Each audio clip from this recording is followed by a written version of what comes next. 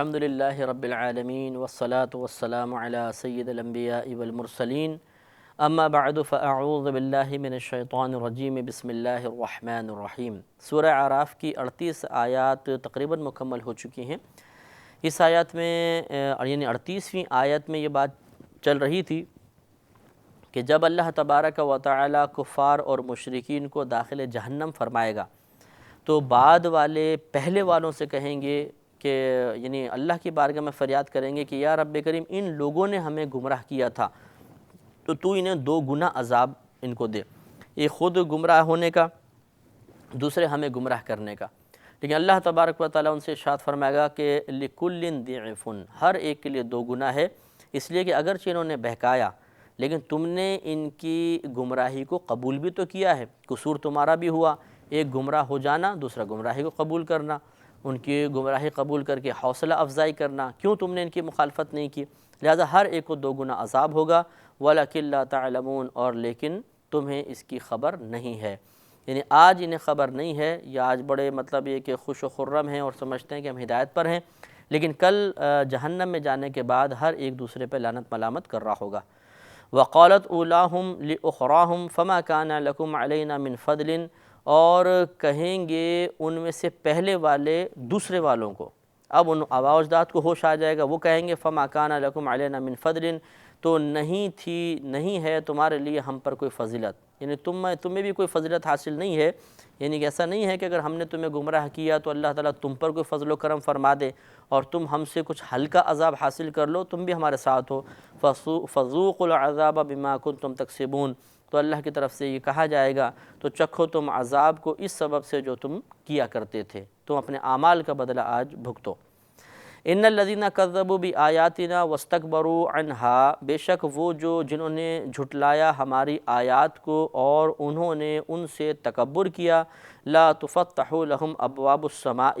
ان کے لیے آسمان کے دروازے نہیں کھولے جائیں گے، وَلَيَدْخُلُونَ الْجَنَّةَ، اور نہ وہ داخل جنت ہوں گے، حَتَّى يَلِجَ الْجَمَلُ فِي سَمِّ الْخِيَاطِ، یہاں تک کہ اونٹ داخل ہو جائے سوئی کے سوراخ میں۔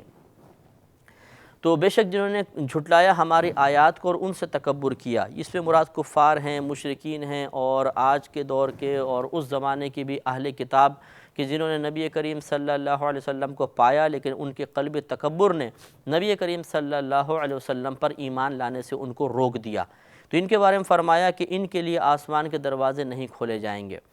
ان کے لیے نہیں کھولے جائیں گے سے مراد یہ ہے کہ ایک تو ان کے ارواح کے لیے، جب مومن کا انتقال ہوتا ہے، مسلمان کا انتقال ہوتا ہے، تو فرشتے باقاعدہ اس کی روح کو بارگاہ الہی میں لے کے جاتے ہیں اور اس کی روح سجدہ عرش الہی کے سامنے سجدہ ریز ہوتی ہے۔ لیکن کفار و مشرکین کا جب انتقال ہوتا ہے تو ان کو یہ سعادت حاصل نہیں ہوتی ہے اور آسمان کے دروازے ان پر بند کر دیے جاتے ہیں اور ان کی روح نیچے رہتی ہے اور گندے مقامات پر اس کو عذاب دیا جاتا ہے، بند کر دیا جاتا ہے۔ اور اسی طریقے سے ان کے اعمال کے لیے بھی آسمان کے دروازے بند ہیں۔ مومن کے اعمال، مسلمان کے اعمال باقاعدہ بہت سجا کر، آراستہ پیراستہ کر کے بارگاہ الہی میں پیش کیے جاتے ہیں، جبکہ کفار کے اعمال آسمان کے دروازے چونکہ بند ہیں لہذا اوپر نہیں چڑھ پاتے ہیں، فوراً نیچے آ جاتے ہیں، گویا کہ اللہ کی بارگاہ میں کبھی مقبول نہیں ہوتے۔ اللہ تعالیٰ ان کے نیک اعمال کا بدلہ چاہتا ہے تو دنیا میں ہی عطا فرما دیتا ہے، آخرت میں کوئی ان کو نیک عمل کا بدلہ نہیں ملے گا۔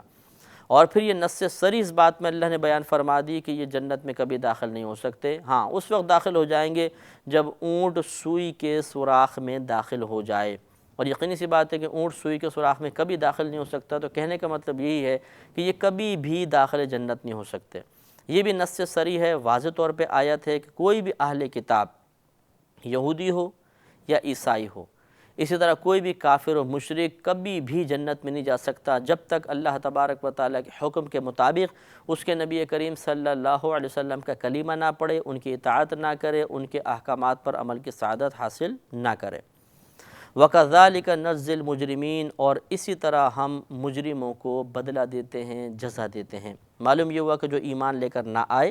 نبی کریم صلی اللہ علیہ وسلم کی پیش کردہ آیات کا، قرآن عظیم کا انکار کرے، وہ مجرم ہے اور مجرم کو برا بدلہ دیا جاتا ہے۔ لَهُم مِّن جَهَنَّمَ مِہَادٌ، اور ان کے لیے جہنم میں آگ کا بچھونا ہے، ومن فوقہم غواش، اور آگ اور ان کے اوپر سے ایک اوڑھنا، یعنی ایک آگ کی گویا کہ چادر ہے، آگ کا ہی نیچے فرش بچھایا گیا ہے۔ وَكَذَلِكَ نَجْزِي الظَّالِمِينَ، اور اسی طرح ہم ظالموں کو بدلہ دیتے ہیں۔ تو غور کرنا چاہیے کہ آج نبی کریم صلی اللہ علیہ وسلم پر ایمان لانا اور قرآن کو حق کتاب تسلیم کرنا انتہائی آسان ہے، اور اسی طرح اس کا انکار کرنا بھی آسان ہے، لیکن اگر کوئی آج ایمان لانے کی سعادت حاصل کر لیتا ہے تو کل جنت میں اس کو اعلیٰ نعمتیں ملیں گی، اور آج اگر کوئی آسان سمجھتے ہوئے اس کا انکار کر دیتا ہے تو کل جہنم میں اس کا عذاب بھگتنا انسانی بس کی بات نہیں ہے۔ شدید قسم کا عذاب ہوگا، اوپر بھی آگ ہوگی، نیچے آگ ہوگی، ہمہ وقت انسان آگ میں جل رہا ہوگا، اور ایک روایت کے مطابق ایک لمحے میں 6000 بار کافر کی کھال جلے گی اور نئی کھال آ جائے گی، بار بار جلے گی، پھر کھال پیدا کر دی جائے گی، پھر جلے گی، اس طرح اس کو مسلسل عذاب ہوتا رہے گا۔ وہ موت کی تمنائیں کریں گے لیکن ان کو موت نہیں آئے گی، لہٰذا ابھی ہمیں غور اچھی طریقے سے کرنا چاہیے اور اپنے اعمال اور عقائد کی اصلاح کے لیے درست عملی کوشش شروع کر دینی چاہیے۔ والذین آمنوا وعملوا الصالحات لا نکلف نفسا الا وسعها، اور وہ جو ایمان لائے اور انہوں نے نیک اعمال کیے، ہم نہیں آزمائش میں مبتلا کرتے کسی جان کو مگر اس کی ہمت کے مطابق، یعنی جتنی اس میں ہمت ہے اتنے ہی ہم اعمال کو اس کے اوپر لازم کرتے ہیں، اتنے آزمائش میں مبتلا کرتے ہیں۔ اگر کوئی شخص صحت مند ہے، فراوانی ہے، دولت ہے، تو اس کی طرف زیادہ احکام متوجہ ہوں گے، تنگ دست ہے تو بعض احکام پیچھے ہٹ جائیں گے، جیسے زکوٰۃ کا ہے، فطرے کا ہے، قربانی کا ہے۔ اسی طرح اگر کوئی بیمار ہے تو بہت سے احکامات میں تخفیف مل جائے گی، جیسے روزہ چھوڑنے کی اجازت ہو جاتی ہے، نماز میں تخفیف دے دی جاتی ہے۔ تو اس طرح اللہ تبارک و تعالیٰ کسی جان کو اس کی قدرت و ہمت سے زیادہ تکلیف میں، آزمائش میں مبتلا فرماتا ہی نہیں ہے، سہولت اور آسانی دے دیتا ہے۔ اولئک اصحاب الجنہ، یہ جنتی لوگ ہیں، ہم فیہا خالدون، یہ اس میں ہمیشہ رہنے والے ہیں۔ وَنَزَعْنَا مَا فِي صُدُورِهِم مِّن غِلٍّ تَجْرِي مِن تَحْتِهِمُ الْأَنْہَارُ، اور ہم نے کھینچ لیا جو کچھ ان کے دلوں میں تھا، یعنی کینہ، یعنی ان کی دلوں سے سارے کینے کھینچ لیے۔ تجری من تحتہم الانہار، اور ان کے نیچے سے نہریں بہیں گی۔ یہ گویا کہ جتنے مسلمان جنت میں داخل ہوں گے، اللہ تبارک و تعالیٰ اگر کسی کے دل میں دوسرے سے متعلق کینہ ہوگا تو اللہ تعالیٰ اس کو کھینچ لے گا۔ اس سے معلوم ہوا کہ بعض صحابہ کرام میں جو باہم معاملات ہوئے، وہ معاملات اگر بالفرض دل میں کوئی وقتی طور پر رنجش پیدا ہوئی بھی تو اللہ تبارک و تعالیٰ انہیں ایک دوسرے سے راضی کر دے گا اور اس جنت میں بالکل محبت اور پیار کے ساتھ رہیں گے۔ لہذا ہمیں اس بات پر بھی غور کرنا چاہیے کہ جن کے لیے اللہ نے وعدہ فرما لیا، ارادے کا اظہار فرمایا کہ جب یہ جنت میں آئیں گے تو ان کے دلوں سے تمام کینے وغیرہ ختم ہوں گے، کسی کے دل میں نہیں ہوگا کوئی کینہ وغیرہ، تو پھر ہمیں بھی اپنے اکابرین خصوصاً صحابہ کرام میں سے کسی سے بھی بدظن ہونے کی کوئی ضرورت نہیں ہے۔ اس کا نقصان ہماری اپنی ذات کو پہنچے گا، ان اکابرین کو نہیں۔ آگے ارشاد فرمایا وَقَالُوا الْحَمْدُ لِلَّهِ الَّذِي هَدَانَا لِهَذَا، اور وہ کہیں گے، یعنی جنت میں جانے کے بعد کہیں گے کہ تمام خوبیاں ثابت ہیں اللہ تبارک و تعالیٰ کے لیے جس نے ہمیں اس کی ہدایت عطا فرمائی، اس کی راہ دکھائی، رہنمائی فرمائی، کیونکہ واقعی نیک اعمال کی توفیق مل جانا، اپنے گناہوں پر توبہ کرنا، اس توبہ کے لیے دل میں رقت کا پیدا ہونا، ندامت کا احساس ہونا، اپنی عقل کے استعمال کے ذریعے نفس و شیطان سے مقابلہ کرتے ہوئے ان کی گرفت سے بچنا، یہ تمام اللہ تعالیٰ کے انعامات ہیں۔ اللہ تعالیٰ چاہے تو ہمیں نفس و شیطان کے حوالے کر دے، ہم 2 منٹ میں گمراہ ہو جائیں گے، لیکن اس کی کرم نوازی ہے۔ تو وہ جنت میں جانے کے بعد اللہ تعالیٰ کی اس کرم نوازی کا، اس فضل و کرم کا اعتراف کریں گے اور کہیں گے کہ اللہ تعالیٰ کا بڑا فضل و کرم ہے کہ اس نے ہمیں اس مقام کی ہدایت عطا فرمائی۔ وَمَا كُنَّا لِنَهْتَدِيَ لَوْلَا أَنْ هَدَانَا اللَّهُ، ہم اگر اللہ تعالیٰ ہمیں راستہ نہ دکھاتا تو ہم کبھی بھی راستہ ہدایت نہ پاتے۔ یہ سب سے بہترین اصول ہے جو ہمارے اکابرین کی زبان پر بروز قیامت جاری ہوگا اور دنیا میں بھی جاری رہا، کہ جب بھی وہ کوئی اچھا کام کرتے تھے تو اسے اللہ کی طرف منسوب کر دیا کرتے تھے، اسے اپنا ذاتی کمال نہیں سمجھتے تھے، اسے اپنی عظیم الشان ذہانت کا نتیجہ نہیں سمجھتے تھے، اسے اپنی محنت اور جد و جہد کا نتیجہ قرار نہیں دیتے تھے، بلکہ اس کو اللہ کی طرف منسوب کر دیتے تھے کہ اللہ نے ہمیں ہدایت دی، اللہ نے توفیق عطا فرمائی تو ایسا معاملہ ہوا۔ ہمیں بھی یہ طریقہ اختیار کرنا چاہیے۔ لَقَدْ جَاءَتْ رُسُلُ رَبِّنَا بِالْحَقِّ، بے شک ہمارے رب کے رسول حق کے ساتھ تشریف لائے۔ وَنُودُوا أَن تِلْكُمُ الْجَنَّةُ أُورِثْتُمُوهَا بِمَا كُنْتُمْ تَعْمَلُونَ، اور انہیں ندا دی جائے گی کہ یہ جنت ہے، تمہیں اس کا وارث بنایا گیا ہے اس سبب سے کہ جو تم اعمال کیا کرتے تھے۔ معلوم یہ ہوا کہ اللہ تعالیٰ کی عطا سے، اس کی توفیق سے نیک اعمال کا ارتکاب کبھی بیکار نہیں جائے گا۔ اللہ تبارک و تعالیٰ اس کا بہترین بدلہ ہمیں بروز قیامت اور جنت میں عطا فرمائے گا، لہٰذا نیک اعمال کی کثرت ہمیشہ کرتے رہنا چاہیے۔ وَنَادَى أَصْحَابُ الْجَنَّةِ أَصْحَابَ النَّارِ، اور ندا کریں گے جنت والے دوزخ والوں کو، أَن قَدْ وَجَدْنَا مَا وَعَدَنَا رَبُّنَا حَقًّا، کہ بے شک ہم نے تو وہ چیز پا لی، وہ وعدہ پا لیا جو ہمارے رب نے سچا اور حق وعدہ ہم سے کیا تھا۔ فَهَلْ وَجَدْتُم مَّا وَعَدَ رَبُّكُمْ حَقًّا، تو کیا تم نے بھی اپنے رب کا وہ وعدہ پا لیا جو اس نے حق اور سچ تم سے وعدہ فرمایا تھا؟ یعنی نیک لوگوں سے جنت کا وعدہ تھا، اور برے اعمال کرنے والوں سے، کفار مشرکین سے دوزخ کا وعدہ تھا۔ تو جنتی جب جنت میں چلے جائیں گے تو پھر اللہ تعالیٰ کی عطا سے ان کو موقع دیا جائے گا، وہ دوزخیوں سے سوال کریں گے، اور یہ سوال کی اجازت دراصل دوزخیوں کی حسرت کو بڑھانے کے لیے ہوگی۔ تو جنتی کہیں گے کہ بھئی جو اللہ نے ہم سے وعدہ کیا تھا وہ تو بالکل سچا ہو گیا، ہم نے اس کو پا لیا، تو کیا جو اللہ نے تم سے وعدہ کیا تھا وہ پورا ہو گیا، تم نے اس کو پایا؟ قالوا، تو وہ کہیں گے نعم، ہاں۔ فَأَذَّنَ مُؤَذِّنٌ بَيْنَهُمْ أَن لَّعْنَةُ اللَّهِ عَلَى الظَّالِمِينَ، تو اس وقت ان کے درمیان ایک ندا کرنے والا ندا کرے گا کہ اللہ تعالیٰ کی لعنت ہو ظالموں پر۔